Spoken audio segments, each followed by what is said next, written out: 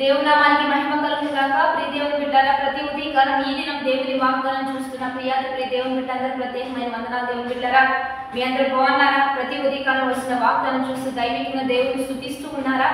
ఈ దినం దేవుడు ఏ వాక్కు ఇస్తున్నాడు చూద్దాం. పరిశుద్ధ లేఖన గ్రంథం నుంచి యెషయా గ్రంథం 58వ అధ్యాయం 11వ వచనం చదువుకుందాం. నా విశ్రాంతి దినమును వ్యాపారం చేయకుండా నాకు ప్రతిష్టమైన దినమని మీరు ఊరకుండిన ఎడల, విశ్రాంతి దినము మనోహరమైనదనియు యెహోవాకు ప్రతిష్ట దినమనియు ఘనమైనదనియు అనుకుని దాన్ని ఘనంగా ఆచరించిన ఎడల, నీకు ఇష్టమైన పనులు చేయకయు వ్యాపారం చేయకయు లోకవార్తలు చెప్పుకొనకయు ఉండిన ఎడల, నీవు యెహోవా యందు ఆనందించెదవు. దేశం యొక్క ఉన్నత స్థలముల మీద నేను నిన్ను ఎక్కించేదను. నీ తండ్రి అయిన యాకోబు స్వాస్థ్యము నీ అనుభవంలో ఉంచేదను. యెహోవా సెలవిచ్చిన వాక్కు ఇదే. ఈరోజు ఆదివారం పరిశుద్ధ దినము, విశ్రాంతి దినము.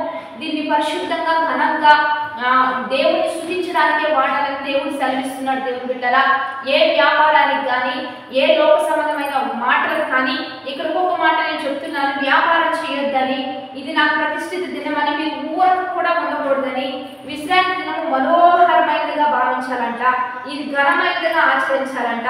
ఇది ఘనంగా ఆచరిస్తూ నీకు ఇష్టమైన పనులు చేయొద్దని, వ్యాపారం చేయొద్దని, లోకవార్తలు చెప్పుకోకుండా దీన్ని ఘనంగా హెచ్చించి యెహోవా యందు ఆనందించాలి. ఈ ఆదివారంలో యెహోవా యందే ఆనందించాలంట. అప్పుడు నీవు ఏం చేస్తావంటే, యెహోవా యందు ఆనందించడం వల్ల దేశం యొక్క ఉన్నత స్థలముల మీద దేవుని నెక్కిస్తానని, నీ తండ్రి యాకోబు యొక్క స్వాస్థ్యం నీ అనుభవంలో ఉంచే విధంగా దేవుడే మారుస్తానంటూ ఉండగా, ఇటువంటి గొప్ప దీవెనలు దేవుని బిడ్డలారా మనం పొందుకోవాలంటే ఈరోజు ఆదివారం దేవునికే కేటాయించండి. దేవుని సన్నిధిలో గడుపుతూ దేవుని నామాన్ని హెచ్చిస్తూ ఉండండి.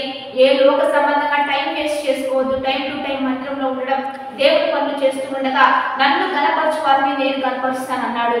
నన్ను మహింపరచు వారిని నేను మహింపరుస్తానంటూ ఉండగా, మనందరం చేరి నేను నా కుటుంబం యెహోవానే సేవించదన్నట్టుగా తప్పనిసరిగా మీకు దగ్గరగా ఉన్న మందిరాలకు వెళ్తూ దేవుని నామాన్ని బహుగా హెచ్చించడానికి, దేవుని నామాన్ని బహుగా ఆరాధించడానికి సిద్ధపడండి.